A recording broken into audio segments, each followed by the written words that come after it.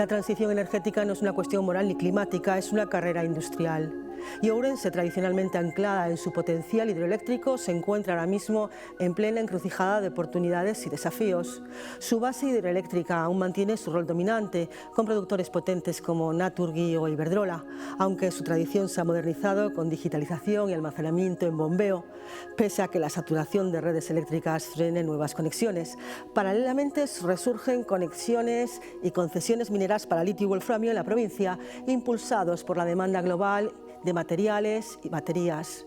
Y en este marco se sitúa una nueva infraestructura, una planta de biogás que ENCE impulsa en la provincia de Ourense.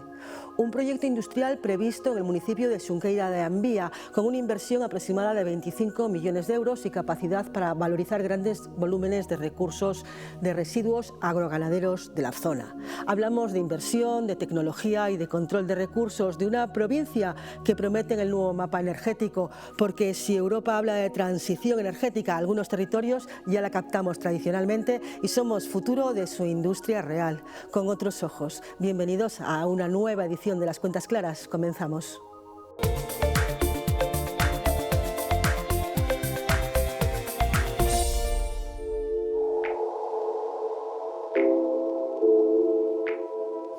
Xunqueira de Ambía, una pieza clave en el engranaje agroganadero de la comarca de Alimia, se sitúa en la vanguardia del debate sobre el techo industrial de esta provincia. ENCE proyecta la construcción de una planta de biogás en este municipio ourensano con una inversión de 25 millones de euros. Desde una perspectiva industrial, la planta de Xunqueira de Ambía, con una escala de procesado anual de 140.000 toneladas de purines, estiércoles y biomasa de la industria agroalimentaria, es primordialmente una fábrica de biofertilizantes con un balance de producto de un 90% de output, de 25.000 toneladas anuales de fertilizantes sólidos bajo estándares europeos y un 10% de biometano, extraído a través de técnicas de purificación del biogás generado en planta para inyectar en la red de gas natural. Bajo el vehículo Biofertilizantes y Biometano Sertogal Xunqueira, la instalación crea un punto industrial que demanda logística, mantenimiento, ingeniería y servicios técnicos, elevando el perfil económico de la zona. El proyecto actúa como motor de desarrollo rural mediante la creación de 150 empleos en la fase de construcción y 80 puestos directos e indirectos en operación. Su modelo de negocio se basa en la externalización y el tratamiento del pasivo ambiental generado por la ganadería intensiva de la zona. Mediante la transformación de purines y estiércoles, convierte un residuo con alto riesgo de contaminación por nitratos en un activo industrial de doble flujo, biometano inyectable y biofertilizantes de alto valor añadido. Desde la óptica territorial, el movimiento es relevante. Para ENCE se suma a la estrategia para crear una plataforma de biofertilizantes y biometano en España, que ya cuenta con 17 proyectos en tramitación ambiental y una veintena más en fase de estudio de viabilidad. No es filantropía verde, es estrategia industrial. Reduce exposición al precio del gas a través de un suministro energético propio, diversifica su modelo más allá de la celulosa y se sube al auge del gas renovable con el que captar fondos europeos de la transición verde. La solidez técnica se enfrenta ahora al escrutinio del entorno social y a la necesidad imperativa de consolidar su licencia para operar. Y la viabilidad de un proyecto de esta escala depende de la gestión de su riesgo de implementación. ENCE ha optado por un modelo de colaboración híbrido que combina la solvencia de un medio industrial con la agilidad y el conocimiento táctico de un actor local que garantice la adecuación técnica a las particularidades del terreno ourense. La estructura corporativa desciende desde la matriz hasta ENCE Biogás, que ostenta el 100% de la sociedad vehículo específica para este nodo. Una jerarquía que permite una gestión centralizada de la estrategia de descarbonización, mientras se dota de autonomía legal a la planta para su integración en la plataforma estatal de gas renovable. El factor local diferenciador es Sertogal Ingeniería y Topografía. Actúa como contratista y como puente técnico que gestiona la promoción y construcción del gasoducto de 4 kilómetros y la propia planta, aportando una inteligencia del territorio indispensable para la viabilidad de la infraestructura de conexión. El proyecto se encuentra en una fase determinante para obtener la autorización ambiental integrada. La oposición, con más de 3.400 alegaciones registradas, denuncia el impacto de una macroplanta que podría suponer el tránsito de hasta 100 camiones diarios. El miedo no es solo al olor, sino a que la comarca se convierta en un vertedero logístico de residuos a gran escala, cuestionando si los beneficios económicos compensan la presión sobre un entorno rural ya castigado. La tecnología para gestionar los residuos existe y de la transición verde no deberíamos escapar. Pero en el desenlace en Xunqueira de Ambía, Ourense dará un paso más en su determinación provincial acerca de una transición verde pilotada por modelos verticales de grandes grupos industriales o en la existencia de espacio para esquemas participados con mayor protagonismo del cooperativismo local.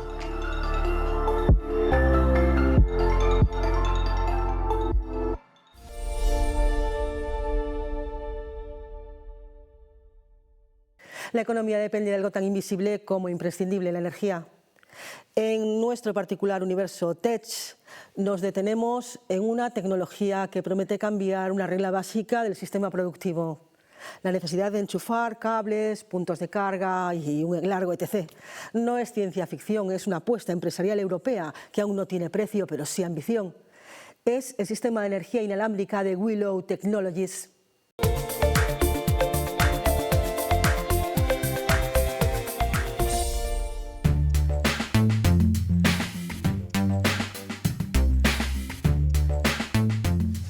La historia de la electricidad siempre ha sido una historia de infraestructura, centrales, redes, cables, enchufes. Incluso cuando hablamos de innovación seguimos dependiendo de un gesto cotidiano, conectar un dispositivo. Pero en los márgenes de esa historia tradicional, algunas empresas trabajan para cambiar la pregunta clave. No cómo cargar más rápido, sino por qué cargar. Willow Technologies pertenece a esa categoría poco cómoda para el mercado, la del Deep Tech. Empresas que no salen al mercado con un producto cerrado ni con un precio atractivo, sino con una idea que primero necesita funcionar y convencer. Su propuesta es tan simple como radical. Crear espacios donde la energía esté disponible de forma continua y sin contacto físico, como una capa invisible que alimenta dispositivos mientras se mueven. No hablamos de cargadores inalámbricos domésticos ni de alfombrillas de inducción. El sistema de Willow genera un campo energético controlado, capaz de suministrar energía a múltiples dispositivos sin necesidad de alineación ni posición fija. Sensores, robots o sistemas industriales que no se cargan, sino que operan dentro de un entorno energizado. Desde el punto de vista económico, el enfoque apunta directamente a uno de los grandes costes ocultos de la industria moderna, el mantenimiento. Cables que se rompen, conectores que fallan, baterías que se degradan, paradas técnicas para recargar o sustituir equipos. Todo eso tiene un coste que no siempre aparece en la factura eléctrica, pero sí en la cuenta de resultados. Aquí aparece la primera pregunta incómoda. ¿Cuánto cuesta esta tecnología? De momento no hay precios. Y no es una omisión, es una decisión estratégica. Willow no vende todavía un producto comercial estándar ni módulos con tarifa cerrada. La tecnología se encuentra en una fase precomercial, centrada en demostraciones funcionales y proyectos piloto con socios industriales. El modelo de negocio, al menos en esta etapa, no es vender cargadores, sino vender capacidad tecnológica, licencias y soluciones a medida. Este punto es clave para entender el momento en el que se encuentra la empresa. Willow no compite en el escaparate del consumo, sino en despachos industriales y centros de decisión.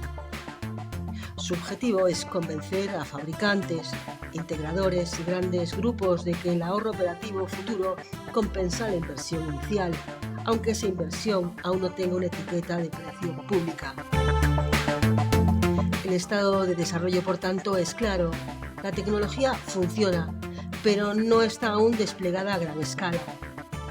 Se trata de un paso intermedio entre el laboratorio y el mercado. Un territorio donde muchas innovaciones se quedan por el camino y donde otras se convierten en estándar. El potencial de aplicación es amplio, desde Internet de las Cosas industrial, donde miles de sensores dependen hoy de baterías finitas, hasta logística automatizada, robótica móvil o edificios inteligentes. En todos esos ámbitos, eliminar el cable no es solo una cuestión de comodidad, sino de eficiencia, diseño y competitividad. Eso sí, conviene bajar el tono épico un momento. Esta tecnología no sustituye a la red eléctrica tradicional, ni pretende alimentar maquinaria pesada o consumo doméstico masivo. Su campo de juego está, por ahora, en potencias bajas y medias. Pero ahí es precisamente donde se está produciendo la mayor expansión tecnológica. Dispositivos pequeños, distribuidos y críticos para el funcionamiento de sistemas complejos. Desde una perspectiva europea, la apuesta también tiene lectura estratégica. Menos infraestructura física, menos materiales, más flexibilidad. En un contexto de transición energética y presión sobre costes industriales, la eficiencia ya no es una ventaja, es una condición de supervivencia. Para territorios como Ourense, la reflexión va más allá del titular tecnológico. Industria auxiliar, logística, automatización, sensores en agricultura o gestión energética de edificios. Cuando estas tecnologías maduren y lleguen al mercado, la diferencia no la marcará quien las inventó, sino quien las adopta primero. En resumen, Willow Technologies no vende todavía energía sin cables, vende algo más difícil, una visión industrial distinta, aún sin precio, aún en fase de validación, pero con implicaciones económicas profundas. Porque cuando una tecnología elimina una infraestructura entera, no solo cambia la forma de trabajar, cambian las reglas del negocio. A veces, las revoluciones no empiezan con un producto en la estantería, sino con una pregunta incómoda. ¿Y si el cable ya no fuera necesario?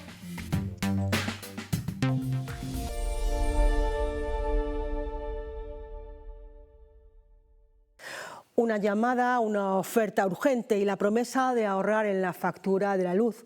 Así empieza cada día el mismo guión que acaba costando dinero a miles de hogares. Precios que no son fijos, descuentos que desaparecen y contratos que cambian sin que el consumidor lo sepa. Desmontamos las 6 trampas más habituales del mercado eléctrico y explicamos cómo evitar que jueguen con nuestras facturas. Véanlo.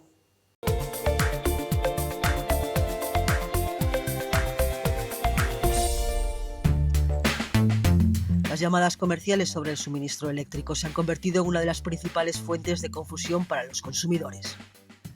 Bajo la apariencia de avisos urgentes, descuentos exclusivos o supuestas incidencias, muchas de estas comunicaciones esconden prácticas diseñadas para inducir a errores contractuales. Suena el teléfono. Es un número desconocido y aún así decide contestar. Al otro lado, una voz cordial se presenta y comienza a hablar de su contrato de electricidad. Una supuesta incidencia, una subida inminente, un descuento que, según dicen, no puede dejarse escapar.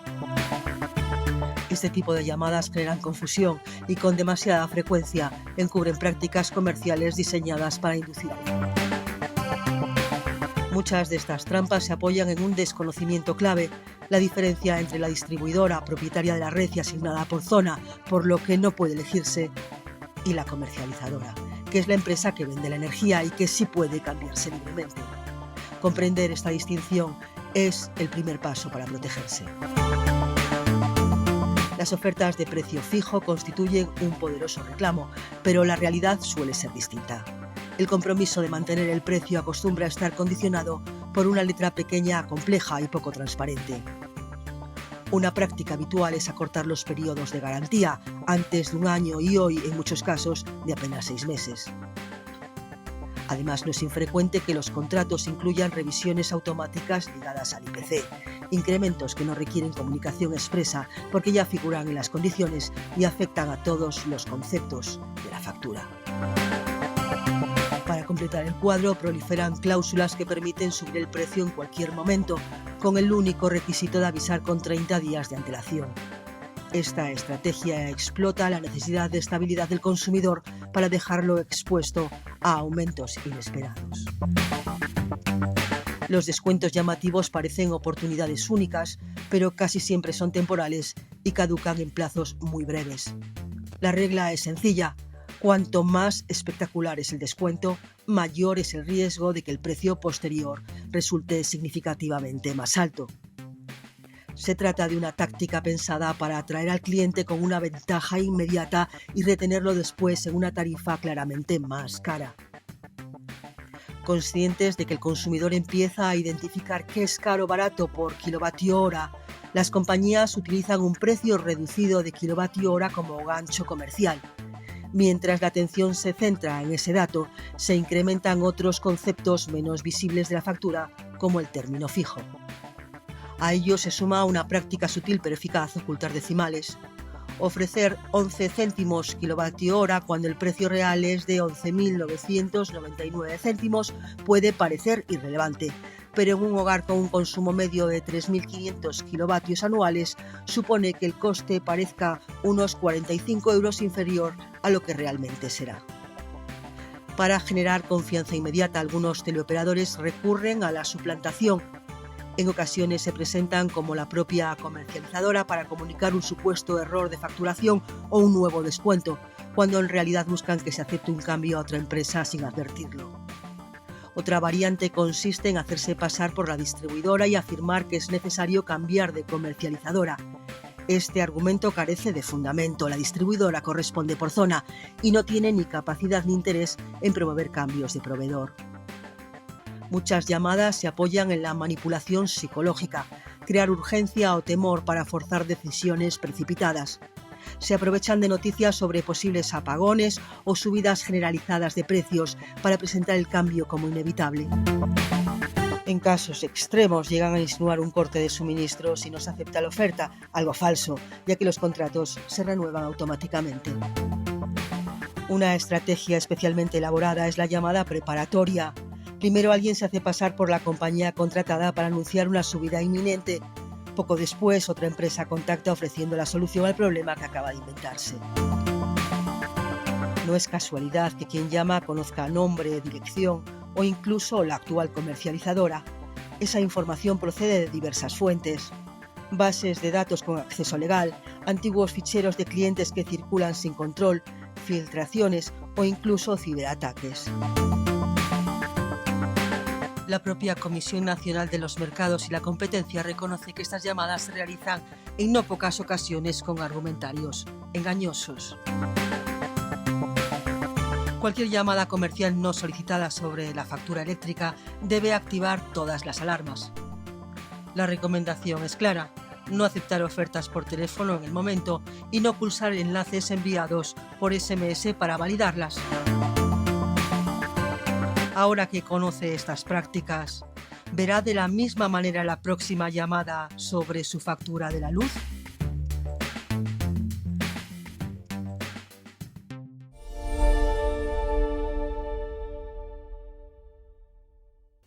Lo que viene a continuación no es una jornada más sobre subvenciones, es una señal.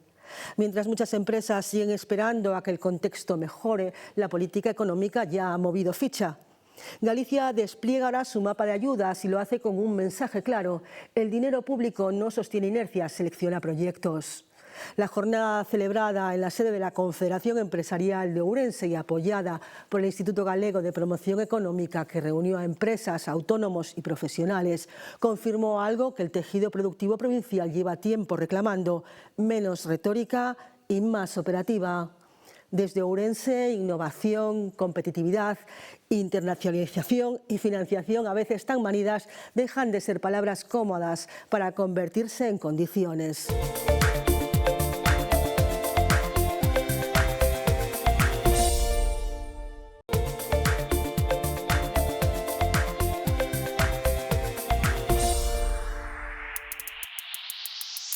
Las ayudas no aparecen por generación espontánea. Y la jornada celebrada este viernes en la sede de la Confederación Empresarial de Ourense lo dejó claro desde el primer minuto. La política económica gallega ha entrado en fase de ejecución. Impulsada por Conecta Ourense y con el respaldo del Instituto Galego de Promoción Económica, la sesión no fue un simple repaso de convocatorias, sino la presentación de un marco muy concreto. 2026 será un año para seleccionar proyectos, no para sostener inercias. El abanico de ayudas activadas dibuja una hoja de ruta nítida. La prioridad ya no es crecer en número de empresas, sino elevar su calidad productiva. De ahí el peso de las líneas de innovación, digitalización e inteligencia artificial, pensadas para transformar procesos industriales reales y no para financiar experimentos sin recorrido. En paralelo, las ayudas de competitividad y atracción de empresas responden a otro diagnóstico. El problema de muchos territorios no es la falta de iniciativas, sino su escasa dimensión y su fragilidad estructural. El mensaje implícito es claro: mejor menos proyectos pero más sólidos, con empleo estable y capacidad de resistir ciclos económicos adversos. La internacionalización completa el marco. Galicia asume que el mercado interior no basta y refuerza una vez más los programas de promoción exterior. No como una apuesta coyuntural, sino como una condición casi obligatoria para cualquier empresa que aspire a crecer de forma sostenida. Y cerrando el círculo aparece el crédito, préstamos, financiación directa y mecanismos de innovación que no buscan rescatar empresas, sino acompañar decisiones de inversión en un contexto de tipos aún exigentes y acceso desigual al crédito bancario. El dinero público entra, pero lo hace con criterio y calendario. En conjunto, la jornada trasladó una idea poco habitual en este tipo de encuentros. Las ayudas no son el centro del discurso, son la consecuencia de una estrategia. Una estrategia que apuesta por innovación aplicada, empresas mejor dimensionadas y una economía menos dependiente del mercado local. Imaginen el rugido de tractores paralizando la A52 en Sinzo de Limia, mientras en los elegantes salones ourensanos se levantan copas por la década de la innovación. Esta última semana de enero destila la paradoja económica de Ourense. Un lado institucional rebosante de presentaciones y burocracia, el otro real como el barro en las botas de un ganadero. Con mirada crítica pero fundamentada desgranamos cómo el acuerdo de la Unión Europea con Mercosur amenaza nuestro vacuno premium, el salario mínimo interprofesional que aprieta el cinturón de las pymes, y aún así surgen faros de resiliencia en algunas empresas. ¿Es este el 2026 que merecemos o solo un año más de supervivencia disfrazada de progreso? Nosotros les dejamos, volvemos la próxima semana en una nueva edición con más datos, con más valor, con más economía. Sean felices, sean productivos.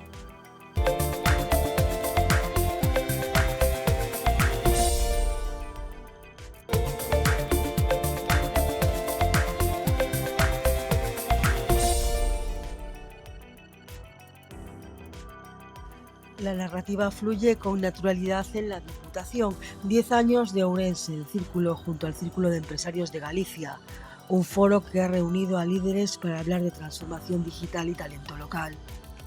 La Xunta se suma explorando alianzas para revitalizar el comercio rural dentro de la estrategia de emprendimiento ligada ao territorio.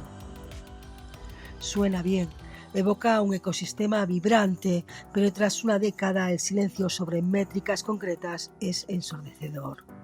¿Cuántas de esas charlas han traducido en empleos estables o exportaciones millonarias? Sin datos de retorno como el ROI en innovación medido por la Diputación, estos eventos corren el riesgo de ser meros titulares sociales en un territorio que pierde 2.000 habitantes al año. No es un debate geopolítico lejano, es el día a día en Ourense, donde el sector agropecuario genera el 25% del PIB provincial y sostiene a 15.000 familias directas.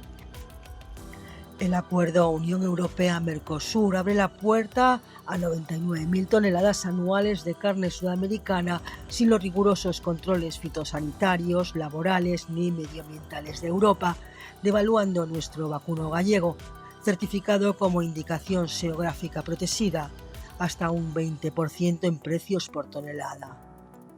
La CEO clama por medidas de protección y compensación urgente, pero las tractoradas en Sinzo no son postureo. Son el grito de un primario que factura 1.200 millones anuales en la provincia, vital para la cohesión rural.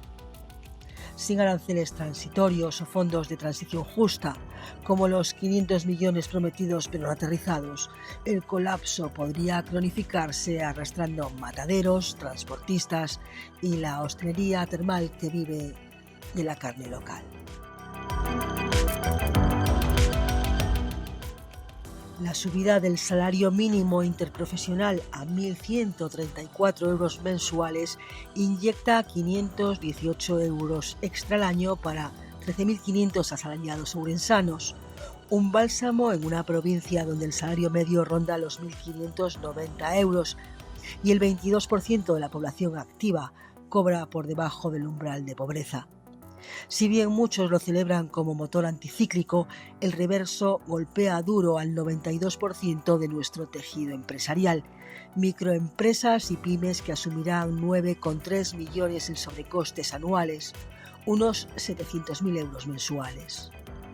Comercio textil en San Cibrao das Viñas, hostelería en Berín o panaderías locales ya afrontan subidas previas recortando jornadas al 50% o invirtiendo en automatización básica, pero muchas rozan la quiebra con márgenes del 4 o el 6%. El salario mínimo interprofesional ya equivale al 77% del salario medio provincial, un ratio que asfixia contrataciones en sectores intensivos en mano de obra no cualificada. Sin desgravaciones fiscales paralelas o líneas psicoadaptadas, esta bendición salarial podría mutar en despidos silenciosos y despoblación acelerada. En este paisaje turbulento, ciertas firmas ourensanas escriben historias de tenacidad. Febernova en O Carballiño innova calzado sostenible con materiales reciclados, ganando cuota en mercados europeos frente a la invasión china. O la red de polos de emprendimiento que desde 2022 ha alumbrado 110 nuevas empresas, muchas lideradas por mujeres en agrotech y digitalización rural, probando que Ourense genera valor cuando los fondos fluyen más allá de los titulares. Estos casos no son anécdotas, son el mapa para un ecosistema que innova sin esperar subsidios eternos. Ourense cierra 2025 con 413 nuevas empresas, el tercer año más emprendedor de la década, pero 2026 exige garras. Blindar el agro con fondos Mercosur específicos, aliviar pymes vía desgravaciones por I+D y medir foros por empleos reales. No más. Sí, pero hora de políticas que conviertan Ourense en hub agroindustrial audaz.